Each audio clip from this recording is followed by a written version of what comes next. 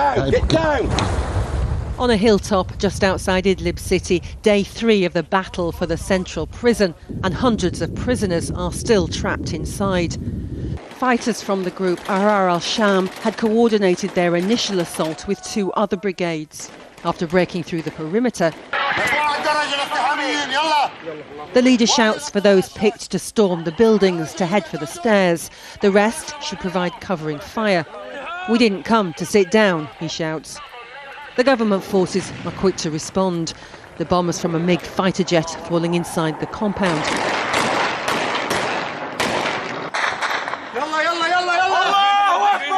It causes panic in the cells. As the rebels gain control of each sector, the prisoners are freed, but then they have to run the gauntlet of gunfire and air attacks. Inside, the rebels find bodies of prisoners and a man trapped under a bed, crying for help.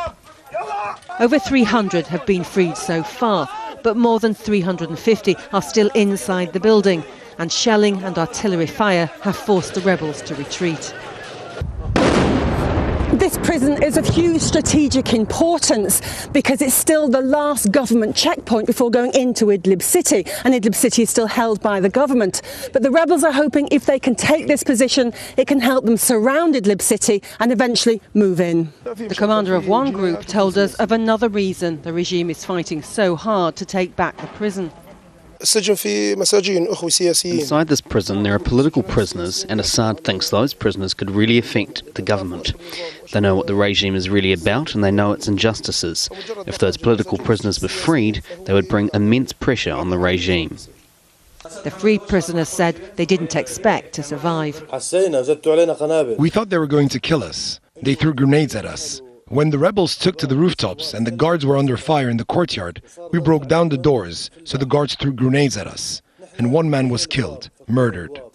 It was really bad inside the prison, really bad. If someone just said that someone was against the regime, they would torture him and then put him in isolation. They stopped giving us food, water, medicine. All I can say, it was the worst treatment. They're out of prison, but they're not free. The rebels will now take them to be tried in a court under Islamic law, where the judge will decide if they still have sentences to serve or if they were unjustly imprisoned in the first place. Sue Turton, Al Jazeera, west of Idlib city.